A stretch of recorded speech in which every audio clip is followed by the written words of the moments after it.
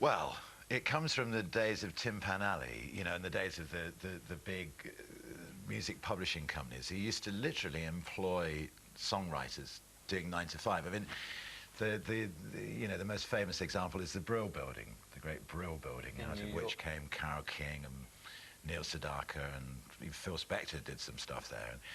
And these guys used to literally spend Monday to Friday, 9 to 5, writing their songs. And in Denmark Street, an equivalent in London, the sort of doormen, the cleaners, the people who used to sort of work around the offices, they were given the nickname the Old Greys. And they've always said that the mark of a hit record is the hook, isn't it? That you can sort of hum it or whistle it, having only heard it once or twice. So at the end of the week, they used to sort of cream off the best of the songs and play them to all the cleaners and all the doormen and everything else. And the ones that they could remember and remember the hooks passed the Old Grey Whistle test. Which is pretty strange when you consider it's a programme dedicated to some of the least catchy music ever devised in the history of the world. Now, tell us about these things, Bob. I don't know if you can catch that out there. That is a extraordinary Star Kicker badge, which was the kind of logo man of the Old Grey Whistle test there. It was. It formed the opening title sequence. And we had a load of these printed, you know, just for people who appeared on the programme. And it was incredible because they became real collector's items and were pinned variously to people sort of all around the world as they appeared on the show. Generally on the generous lapel of a crushed velvet jacket. Yeah, absolutely. Out there, right. It was compulsory, though, to wear one. Well, it was sort of more or less, yeah. I remember one guy, I don't know who it was, who had no shirt on, and yet still had somehow managed to probably painfully pierce his nipple, yeah. Pierce his nipples. So that's pretty cool. Now, the theme tune, Bob, just one final piece of trivia there. What is the theme tune? What was the theme tune? Stone Fox Chase by Area Code 615. It's a kind of country-ish thing. Yeah, the harmonica player is a guy called Charlie McCoy. But the thing that used to fascinate me about that thing is that those guys must have suddenly woken up some morning on some ranch in Montana or whatever and found brown manila envelopes coming through their letterbox with enormous, generous royalty checks, thinking, what on earth is going on? Yeah. And for a period of 15 years made a huge amount of money. Yeah. And Charlie McCoy is still around. I mean, he's on the new Ween album, if you heard that, 12 Country Greats, I think it's called. It's a superb album, and he plays harmonica on that. So, Mark, what's your memories of watching Whistle Test as a fresh-faced lad? As a fresh-faced lad, well, in college we used to watch it every week. Highlight of the week, and Bob's cardigans and Bob's being allowed to smoke, which is so incredible. Which you're not allowed to. I remember Bob interviewing Keith Richards, the two of them sitting opposite each other on stools and smoking very heavily, and eventually disappearing into a great pall of smoke, almost invisible. But I remember the interview that you did, which was incredible. It was about 1976, I think, when you were at the Capricorn Records party in Macon, Georgia. Yeah. Phil Walden, I think it was, who owned Capricorn, had a big picnic or something every year, didn't he? And you were there interviewing the usual suspects, you know, Allman Brothers, Elvin Bishop, whatever. And all of a sudden, well, he wasn't the president then, about to be president, Carter, was wheeled into a summer house on the edge of a lake, and you interviewed him about liking rock music. Yes. Which, I mean, now obviously we're used to the idea that the people in government... That was the first interview with the next president of the United States, wasn't it? And it was an astonishing moment. On the day that Gerald Ford, the incumbent, had declared his decision to take part in the presidential race that year. Yeah. So the media interest on Jimmy Carter that day was absolutely phenomenal. I mean, it started with me at 6 o'clock in the morning when I had special security guys hammering on my hotel room door, and they went through everything. Oh. I mean, absolutely everything. I thought you were going to say it was a really nice kind of easy encounter. You've completely disillusioned. Yeah, because we were of the illusion that you know, nowadays you'd have to go through a series of spin doctors, wouldn't you? And, I've got to cut you short there, gentlemen. With the shut up technology. Yes. Shut up sign. We should come back to this thing. We will come back to that in the company of various other reprobates from the Whistle Test payroll. And we go now to Bob Seger, Night Moves. That's Bob Seger and Night Moves. You're watching a special edition of Saturday Brunch celebrating the 25th anniversary of BBC Two's legendary Old Grey Whistle Test. We're joined now by a man who was persuaded against his better judgment to cast off his natural shyness and joined the programme in the mid-80s. That's Andy Kershaw. And this august figure over on my left, who you might not know, is the man who can justifiably claim to have invented the whole thing. That's Mike Appleton. Welcome, Andy and Mike. Now, Mike, we were just talking before that clip about the extraordinary interview with Jimmy Carter that Bob bagged in the mid-70s. What are your memories of that? Well, it's very strange because it was the first interview we ever did for BBC Television. To be talking about Bob Dylan on Whistle Test is weird, certainly with hindsight. But the thing I remember most about it was the badge you were showing earlier. Everybody who appeared on the programme was given a badge, and we gave one to him. And he was doing his big presidential build-up, so he was going around sort of kissing the babies and everything, and he picked up one baby and kissed it, and the poor thing was stabbed on the pin of this thing. It went screaming back to its mother, and he said, "I think you better have this back," and handed it back. And I got it at home. Now, you've been around a while, Bob, which is... I'm trying not to make too personal as but, you know, what are the differences you've observed in the way that acts and record companies respond to the way that they used to? I mean, the Jimmy Carter incident, you can't imagine that happening. I mean, it's now, worth just expanding a little bit more on that, because it was such an incredible situation. I mean, Phil Walden owned this lakeside park just outside of Macon, Georgia, and he threw this annual summer picnic for the music industry in America to sort of say thanks for supporting Capricorn artists.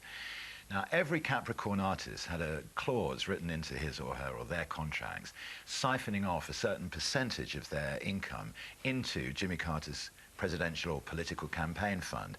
He and Phil Walden were very, very close friends. And Carter appeared at this annual picnic each year to say thank you to the people who'd been contributing to his campaign funds. And that's why he was there. As I say, it was on the day that Ford announced that he was definitely running in the presidential race. And the media attention on Jimmy Carter that day was nothing short of phenomenal. I have never seen as many media people. He only gave one interview that day, and that was to us, the reason being that it was the BBC. He hadn't done an interview for British television before, and he wanted to introduce himself to people in this country.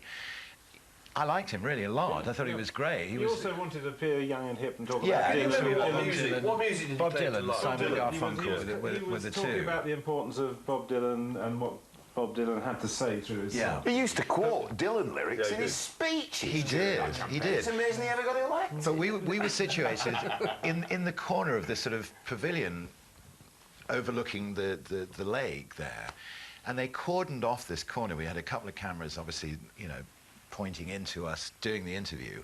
And I've got a couple of photographs at home, actually. Just on the edge of this cordon is the rest of the American media. And they virtually filled that pavilion. It was a pretty big pavilion. And Mike and I had the extraordinary experience afterwards of being interviewed by American media to find out what Jimmy Carter was. And we were on the national 6 o'clock news. Two blokes in big cardies. You know, yes. But just do you remember, Mike, just finally wrapping this one up, but there was a guy there, he must have been about 7 foot. He looked like an American football player, a lorry driver, American lorry driver, and he was one of the people employed as this kind of minder to this area, you see. And as we walked away, he came over to me and he grabbed me by the, you know, only as Americans can, pumping my hand, tears streaming down his face.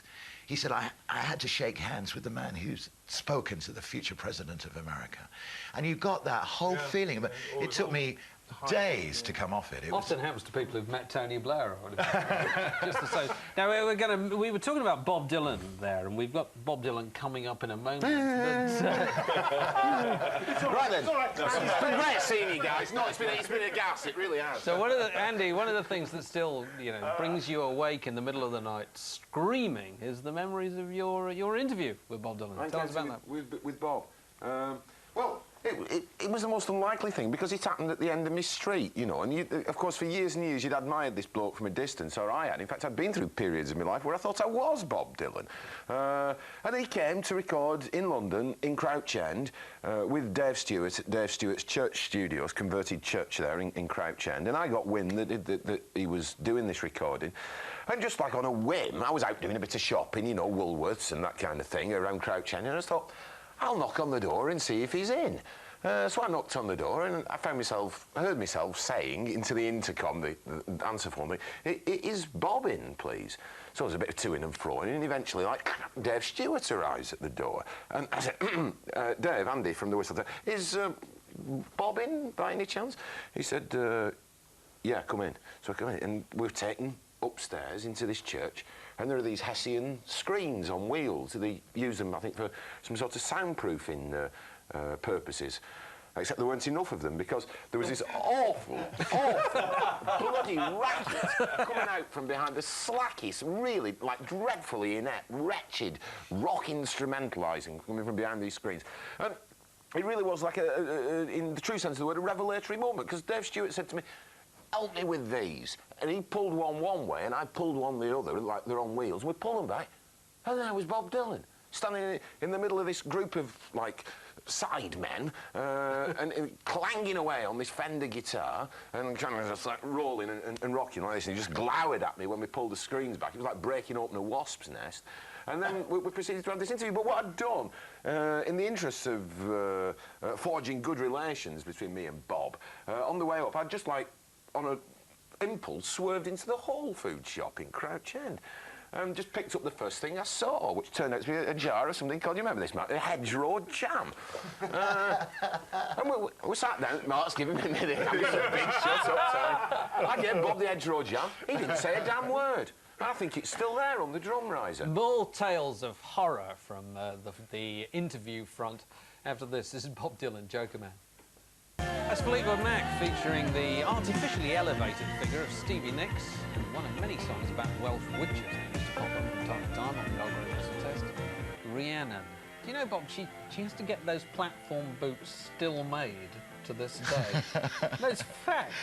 You can't get platforms like that off the shelf at Dulcis or whatever. You have to get them knocked up by gnomes somewhere. Now, Bob, fairly or unfairly, you are identified in a lot of people's minds with the kind of period of the whistle test when if there was a Californian who could be described as laid back, you were generally the person laying back with them, interviewing them. Is that fair or not? Yes, David Attenborough-like, sort of foraging around, rooting them out. Yeah. Yes, we were there. Who are the ones you remember most fondly? Who were the most extraordinary people? I remember you walking down the beach interviewing Terry Reid. Yes, who had a little house right by the beach, didn't he? And the front of the house looked out over the road, and the back of the house had no window in it to look out over to onto the beach. So he literally just knocked a hole in the wall of the house, and the interview, the film started with us climbing out of this sort of little hole onto the sand, which literally the house was there and there was the sand. The sand was built up against the window. I mean, gradually the wind had sort of built it up into a Yes, that was when the river. That's right. Yeah, wasn't it? Which was a wonderful. Super. Yeah, I mean, we did do. We did too. It started actually. Probably Jesse Colin Young would be the Colin Young. Now we're there. We're away. Yes. Oh yeah. And that was great. Yes. Jesse Colin Young. Wasn't Yes. it? Yeah, up in the Redwoods. And this happened because I'd gone out to Los Angeles to do the Beach Boys story for Radio 1. And I was meeting up with all these people, and I phoned Mike, and I said, listen, I met up with Alice Cooper last night. He plays golf. And still does. Yeah, and Stevie Nicks, and all these people are around. If you were here, we could interview Carl Wilson, Jesse Colin Young's just up the road, And Mike got on a plane and came over. We organised a local film crew, didn't we? Because he took a lot of persuading to get on an and go somewhere warm. It was always fishing that weekend. It was always rather difficult. I remember stick, weren't you? Because you'd hurt your back. Yes. I remember one occasion we went to Barbados to interview Mick Jagger when Mick Jagger was readily available in Twickenham. I seem to recall. Yeah, but this coincided with the test match going on in Barbados. Did it now? And the only crew we could get was a BBC News crew who were down there doing the test match highlights. But it all got screwed out because it finished in 4 days and we were filming on the 5th day. So there was nobody in the stand, so we had to go and find somewhere else. So Andy, what are your memories of those kind of filming trips? What are the most extraordinary things you did? There were many.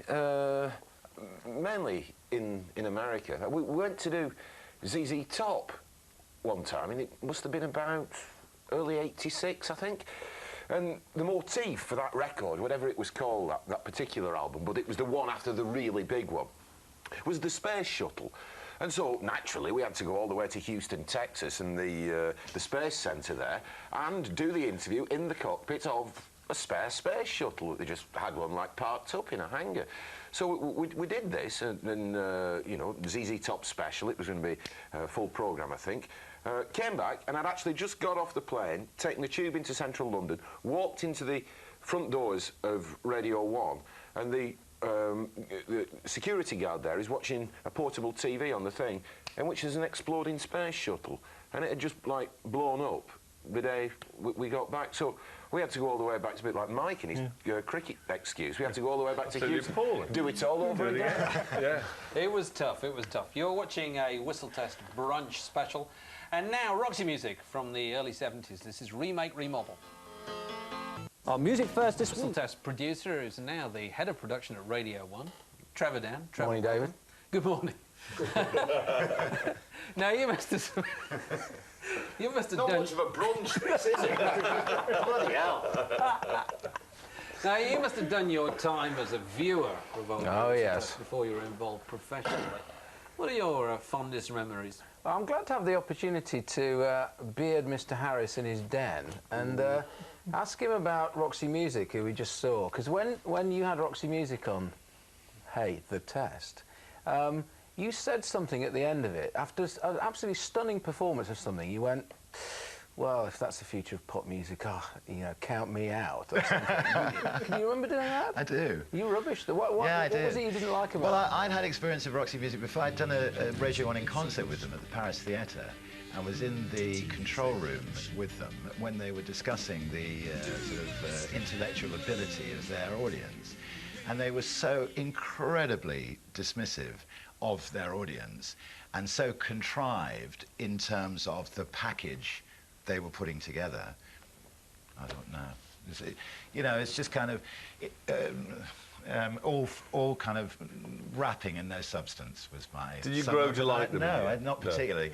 But I mean, you'll be depressed to learn, actually. It's a shame because we've got two members of it coming on right now. When we got to the sort of dance with me, oh yeah phase, I thought for what it was, at least that was kind of okay. But the early stuff, and Brian Ferry in particular, and I hold that view with Brian Ferry to this day, actually. But it's quite a difficult thing to manage, isn't it, that? Because you've got guys standing up in front of groups who they don't like in lots and lots of cases and having to introduce them. Now, Andy, you're always one for overcoming your natural reluctance and just behaving perfectly professionally and... Yeah, if they were bollocks, I'd say they were bollocks. As I believe I did once with Tears for Fears, like. Did you ever get problems from people over things you'd said about them? No. Never at all? No, I just glower at them. Yes, I did, actually. I remember Fish from Marillion. Do you remember Marillion were on the programme in sort of their kind of post-Genesis prog phase?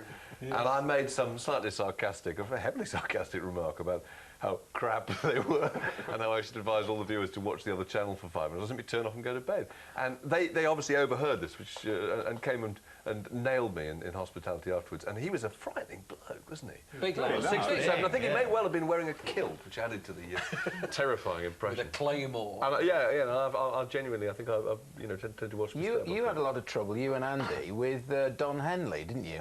Oh, that was Dave and myself. Well, Don Henley was brought, but Don Henley, let me just defend myself. Yes. Don Henley had made an absolutely fantastic solo album. Which we hadn't heard. Which we hadn't heard. And the producer of the programme at the time, one Trevor Dan, who now works at Radio 1, had said to us, boys, stitch him up like a kipper. The guy, loser. It's all give over. him a hard Hotel time. California and straight down to La Toilette. So we said, he said, what do you want us to do? He said, give him a hard time. Terrible old, washed up old hippie. So poor old guy, I feel really bad about it. So he said to Don Henley, hey, nice to be back in Britain, guys, terrific live programme. He said, Don, fabulous to be back. Listen, the Eagles were rubbish and your new album is absolutely unlistenable. You know, that kind of thing. And in truth, he was very upset about it, wasn't he? He still holds it against us. Really holds it against 12 years later. The next morning I got up and listened to this record and declared it a masterpiece. rang up Trevor Dan and said, this is appalling, you'll be hearing from my lawyer. Mark, you're the master of the long anecdote, and the longest anecdote you tell about Whistle Test is you're filming with Jimmy Page and Roy Harper. All we've got time for is a fairly truncated version of this. Truncated. Well, that appalling incident happened when Jimmy Page and Roy Harper had made a sort of album together, hadn't they? And were elected only to be interviewed in the Lake District, where Roy ostensibly was going on healthy walks to distant moors. We turned up and they were living a sort of bacchanalian orgy of sort of baronial splendour. I'm like the cover of Beggar's Banquet, these sorts of medieval types with great flagons of wine and hogsheads of mead. Truncated version. Sorry. And cutting along and fascinating story short, Roy and Jimmy had been, I think, taking a fair number of relaxants, and we insisted that we interview them at 9 o'clock in the morning. So the only way to be there at 9 in the morning would be to stay up all night. Not a good idea. And they would only do the interview on the site of an old Roman temple, which Roy unfortunately couldn't locate, even after 3 hours of driving around in Land Rovers. And in the end, we were surrounded by sheep. Do you remember that? There were sheep all around us. And Roy decided he didn't like my line of questioning, which by now was becoming slightly sarcastic, and started saying my name in a sheep-like manner. Sort of going, Mark, like this, Mark. But unfortunately, the sheep were very quiet. So we had to use this bit of the interview with him standing there making these Mark noises. And Trevor had to dub on some sheep sounds to somehow legitimise this absurd... Oh, the old song has come up again. I'm so sorry. Is this for me? Anyway, and there you have it. My name's Mark Allen. Good night. God bless you. If you're driving, don't forget your car. Led Zeppelin now shot at Nebworth in 1979.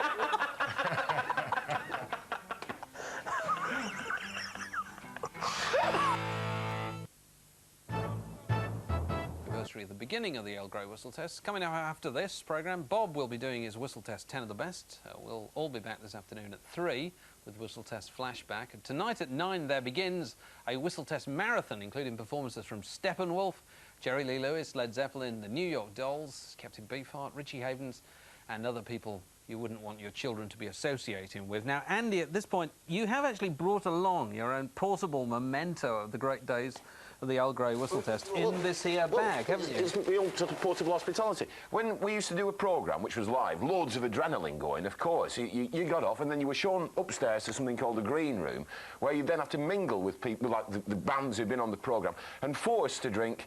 It was always, why, Michael explained why, it was always lukewarm Kestrel lager. And Mark, what else were we forced to drink at the end of those programmes? Le Piat d'Or. Le Piat d'Or. Very warm, very fresh. I brought it to the right temperature, room. and it was always the medium, which means sweet as hell. So there it is. There's a bottle of that. And the other ones, of course, was... and I brought one each for you all, the cans of Kestrel lager. 65 pence a tin at my local office. How's it going? It's cheap and it's crap. We'll look forward to that later on. Now, Trevor and Mike, if I can just move to an event that played a major part in the story of Whistletest, which is Live Aid. Now, how come this enormous worldwide telecast ended up coming out of this tiny little programme? I think basically because we had a budget. To start with, we had a budget for that year's Rock Around the Clock, and when the possibility of Live Aid, or Global Jukebox as it was called initially, was on the horizon, I kept in touch with Bob via Spanner, who sort of worked with him, saying, look, if anybody's going to do it, we should do it. Because, in fact, in reality, we were almost the only people who could do it in the time frame that was there because of the BBC structure at that time. I think they find it more difficult to do now. But at that time, you could actually allocate things straight away, OB units, you know, and people who work together. So, given that we got between 6 and 8 weeks to put it together, you got a head start over everybody else.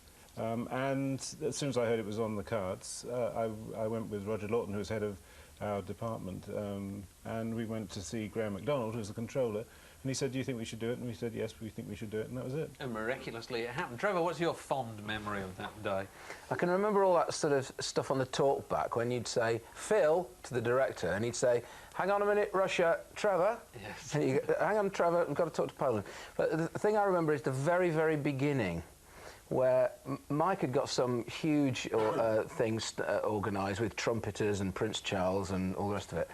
And with about 5 minutes to go, he's on the talkback saying, it's not going to happen, you'll have to start, and Richard Skinner will have to speak to the world. So we were up there in the Jimmy Hill box without any idea what we were going to say.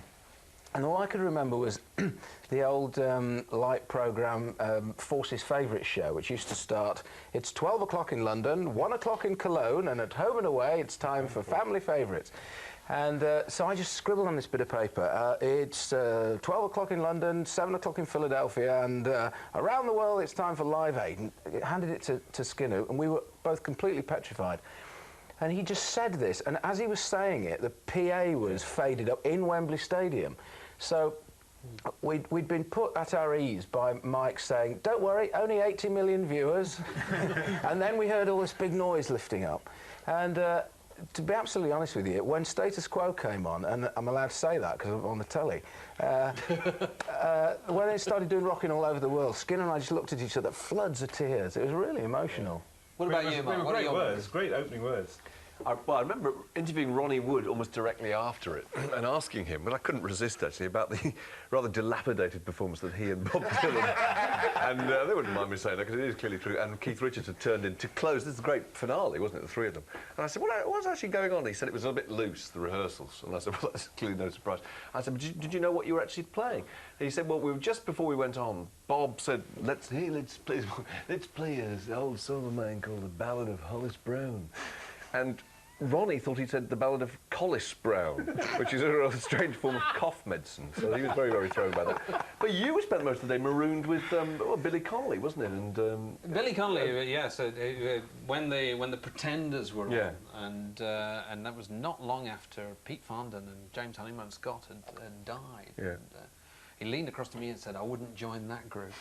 I said, why not? He says, nobody leaves. About you, Martin James is still there. Yeah. Sorry. I'm living in Crouch End. Good on you, Martin. What about you? It has to be John Hurt. I mean, the thing that terrified me more than anything was that it wasn't as well organised as people at home probably imagine it was. And we were sitting up there in Jimmy Hill's box, and just in an idle moment, I'd said to Trevor, who was floating around, I said, how many people watching this, Trevor? He said, well, we're reckoning about 150 million. Like, I'm thinking, 150 million people down that little hole. And that was pretty scary. And then the next thing he says to me is, oh, we've got John Hurt. John Hurt's coming up the steps. Everybody, John Hurt's coming. So I'm sitting there, and I'm the last one to be consulted. I'm only, like, presenting the damn thing on live telly, and I'm going in the middle of this hullabaloo. Excuse me, Trevor, I never go to the cinema. I said, who's John Hurt? He said, John Hurt's coming. And there's a floor manager going, 30 seconds, everybody, 30 seconds. And I'm saying, Trevor, who the hell is John Hurt? And the next thing is, the door opens. John, lovely to see you. Sit down. Andy's the presenter. Andy, this is John Hurt. John. And then by this time, the floor manager is going, 10 seconds, everybody. I'm thinking, what am I going to ask this bloke? I don't know who he is.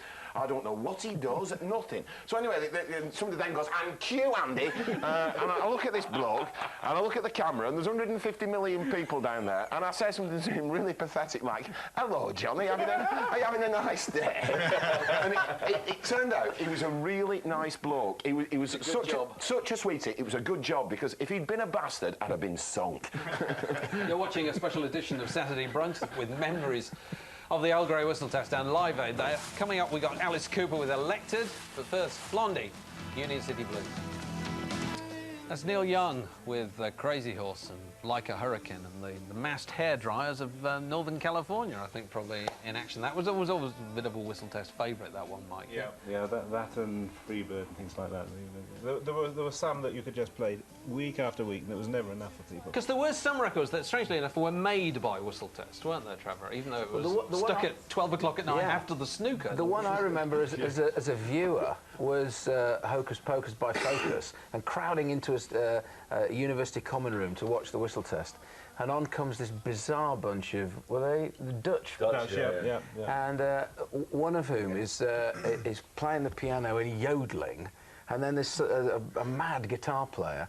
And I think my memory is that we all kind of sat around going, yeah, don't think much of this, and thought it's rather good. And we dashed down to Andy's Records in the centre of Cambridge the following morning, and there was literally a queue to buy that record. Yeah. And was it a #1 album? They devoted, Polydor devoted for the next 10 days all the facilities of the pressing plant there to keep up with the demand. And that was the first sort of measurable moment, wasn't it, that was Mike? definitely the first one, because, I mean, it had been a bit of a cult thing for a long time, Whistle Test.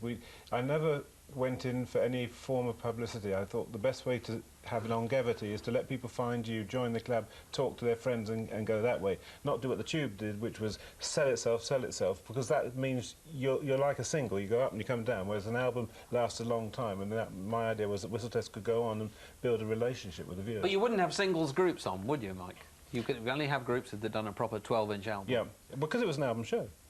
And if you go to the boat show for boats, you don't go for cars.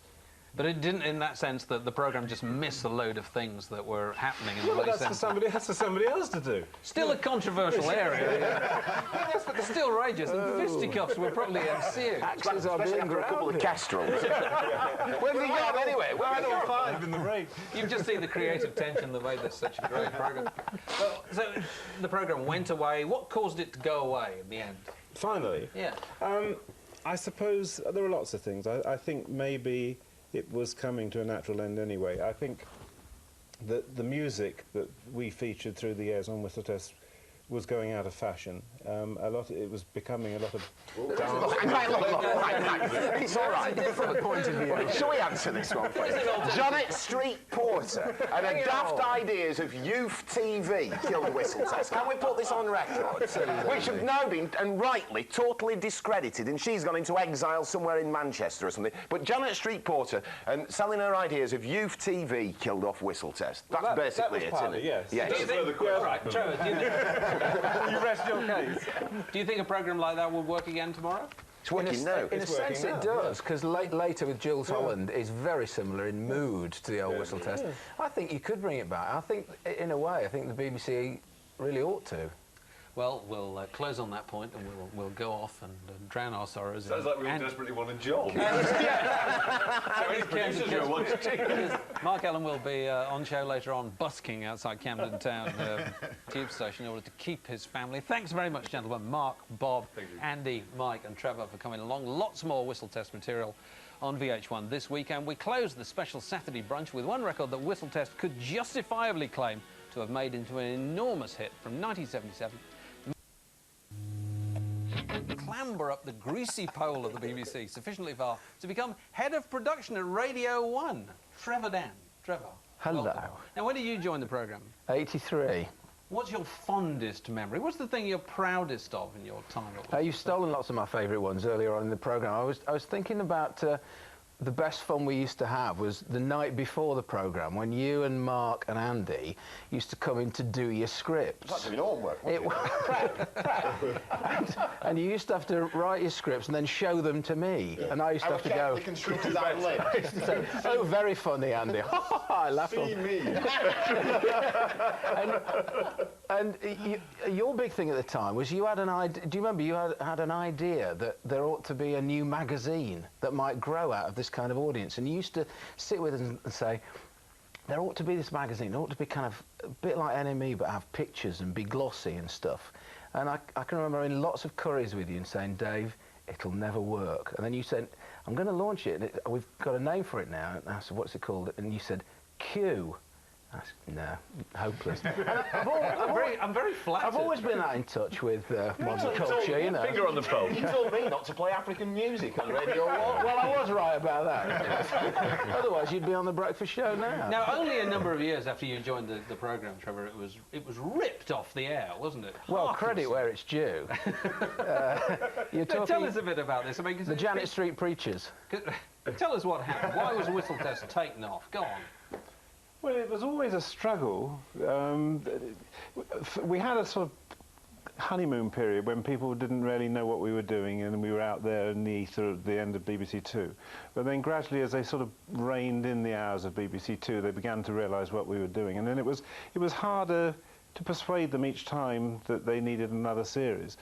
And then what happened was Yentob came across. And Alan had never... Well, Alan had always wanted Whistle Test to be part of music and arts, and I'd always resisted that because it was exactly what I didn't want it to be. And so when he came over, it sort of coincided also with me being offered something outside the BBC, and it just seemed to me that this... I've fought the last fight. So is it fair to say, Trevor, last series, though, it went from being a 2.5 million rating live programme, 1 hour Tuesday nights, to half an hour pre-recorded. Do you remember Andy and I would be sent off to Birmingham this week, Manchester next week, Dublin, all over the country. Do you remember we were halfway to Cardiff one morning on the train? Yeah. We were faced with the prospect of, I should say, it was being produced by someone who's not in this room at the moment, but whose programmes we used to dread doing. And me and Mark are somewhere like in the slough area on this train, faced with the prospect of this programme and a list of absolutely unspeakable bands. And we nearly kind of just like hopped off the train as it was moving, you know, running alongside the thing just to get out of it. I'd like to say it imploded under its own creativity, but the truth is, it was crap. Oh, right. It was certainly seen, though, as deeply unfashionable at the time, wasn't it? Yeah. Janet Street Porter was brought in. I won't hear a word about Alan Yantob, of course, because he's my new boss. So, of course. I don't mean the whole whistle. All right, enough BBC politics. But Janet came in with this brief to make youth programmes, not music programmes. And she had me in one day and said, oh, it's got to go, Trevor. It's all this bloody long-haired nonsense and these guitars, you know. It's keyboards now. And so we just weren't fashionable enough. So, but nowadays it seems to be, strangely enough, quite fashionable again.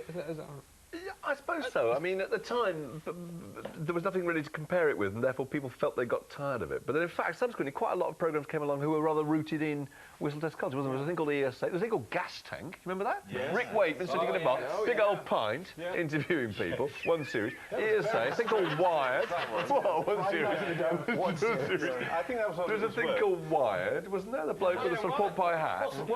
What's later with Jules Holland? Well, it's just whistle test. But I suppose it's a lot of the groups who probably would not have done whistle test will quite happily do that kind of program nowadays in the wake of Unplugged and so forth. Yeah, it's quite a cred thing to do, isn't it? To sort of rediscover your roots and all sit round on stools.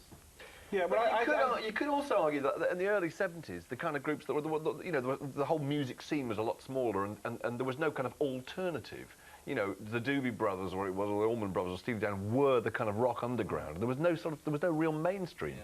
And what actually happened is you finished up putting groups like the Police on the programme, who were great, but they were mainstream, and they kind of lost the purpose of representing the underground. Now I'm sure one of the, if you're like me, one of the main reasons you got involved in this kind of business in the first place was to meet your idols somehow. Now, was that a disillusioning experience for you, Bob, or?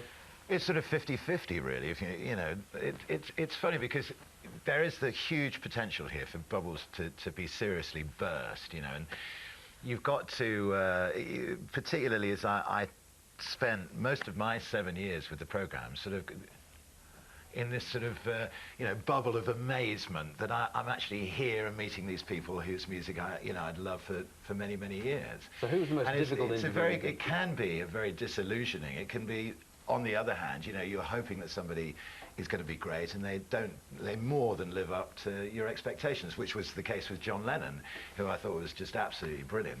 The first sort of brick wall I hit was Van Morrison.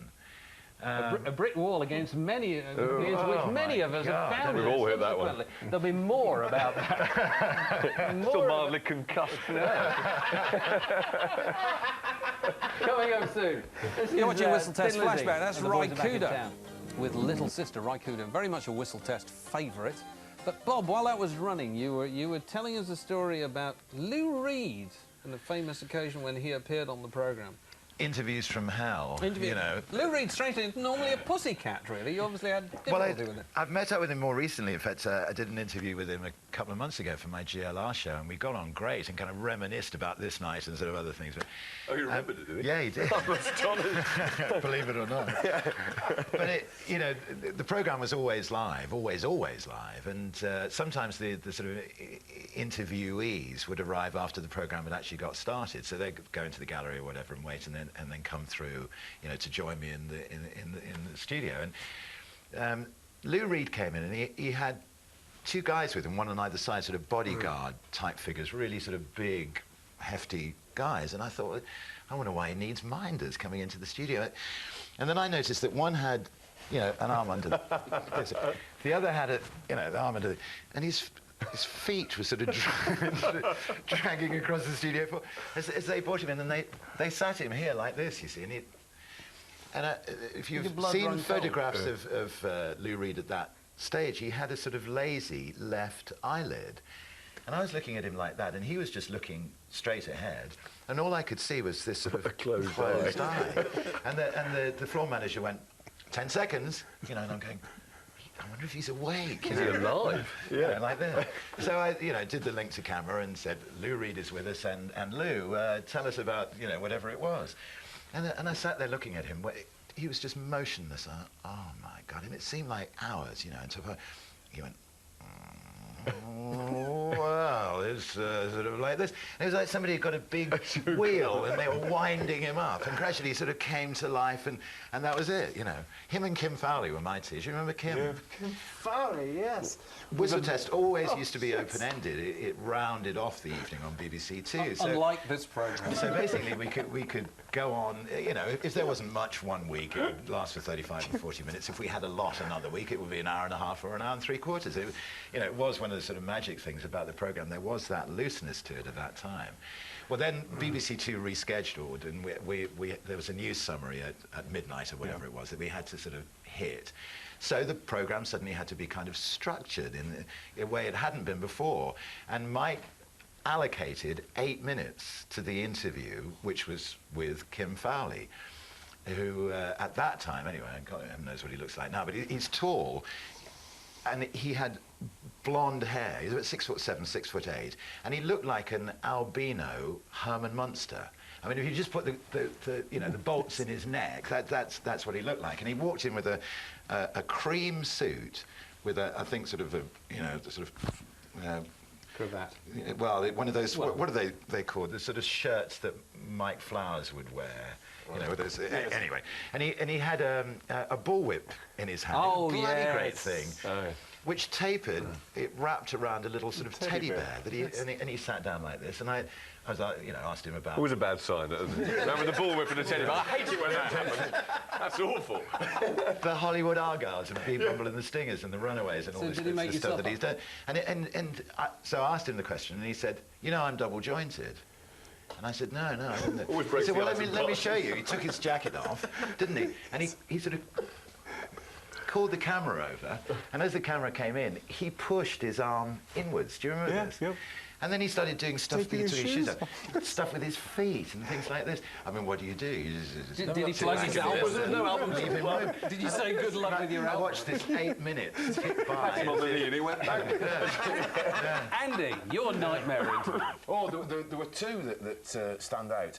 One, I was halfway through a live interview, because the programme was still live then, a live interview with two members of UB40. In what we always... Can we give a mention to the comfy area? Oh, yeah. We were in the comfy area, me and these two members of UB40, and I realised after about a minute and a half that they were really drunk, and they were that kind of like aggressive, uncooperative drunk. And you're on live television, and what can you do? Well, I just cut the interview off short and went to the next thing, because they were just hopeless. But I suppose the most celebrated one is that great sort of non-conversation with me and Dylan in Crouch End. I'd just come back the night before. I'd been to see Barons Whitfield and the Savages playing in Boston, in Massachusetts, and come home on this plane overnight. I'm reading this Spin magazine on the flight over, and then it says, Bob Dylan recording with Dave Stewart in Crouch End. So I get back to this place I was living in Crouch End. I just look at it, bloody hell, he's up the end of the street in the church studios. So I get on the phone to Mike, and I said, I think Dylan's up the road. Go and check it out. So I go and knock on the door of the church studios. Hello, it's Bob in. And eventually I get shown in, and there's Dylan, like, clanging away in this terrible rehearsal with these London musicians. Can I say, not a note of those recordings has ever been released. Strange. And I know why. And I was so nervous, I couldn't frame a sentence. And Bob was so overwhelmed with the generosity of the jar of jam I gave him, he just responded in a series of grunts. And you still wake up in the middle of the night, do you? Oh, just... It comes over you, doesn't missed it? opportunity. Mike sends up like a special emergency news crew who were there within minutes. Not a word. Trevor, nightmare. Because it's easy for you guys actually doing the interviews. The bad job is being... That's the first time I've heard that one. The bad job is having to produce somebody who doesn't want to do an interview. If you've tried to produce Andy Kershaw when he has to interview Howard Jones... Or, like, we went... You always made your displeasure fairly plain. But the spit after the... Who is this? It's an extension of barge pole.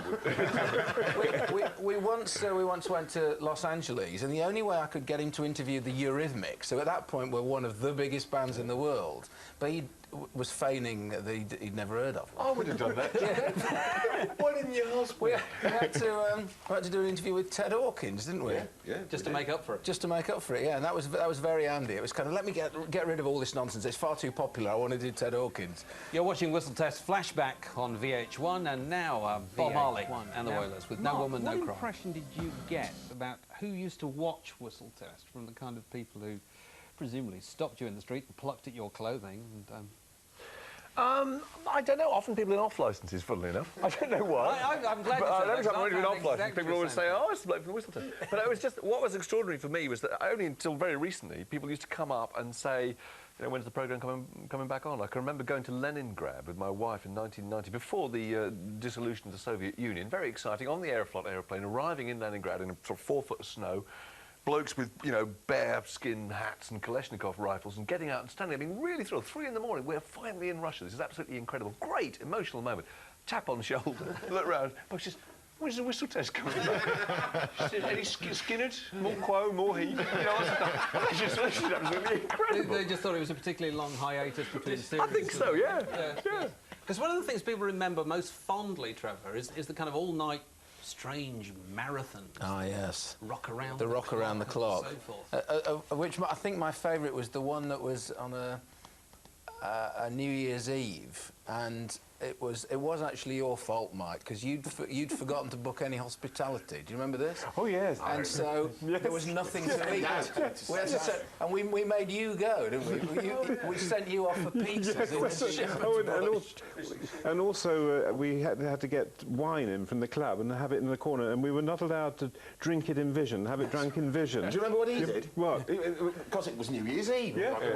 Gone midnight. No, he had a bottle of wine, and he got a big paper label and stuck it round, on which he'd written in big letters so it could be seen on camera, "Harmless fizzy pop." We've been drinking an Eric Morecambe style. I seem to recall that Captain Sensible didn't let this put him off. Do you remember Captain Sensible being resident on one of those things and still being there at 5 o'clock in the morning? Somewhat the worst for that. And Fish. Fish from Marillion.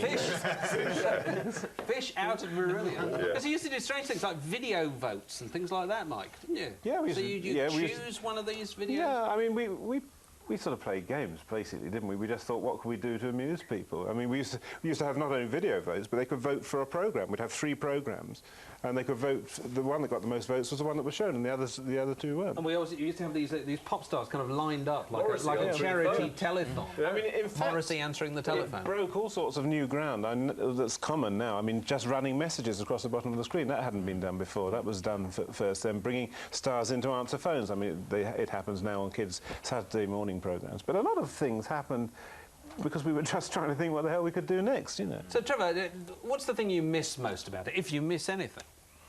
I think the thing I miss most about it is that I can't go to work any longer and talk about old fart pop groups. Right. Which is what we used to do all the time, because it was the exciting thing was not the new bands you put on, but it was what was in the archives, what you remembered when you'd been a kid watching the programme that you could now have access to and put on the telly.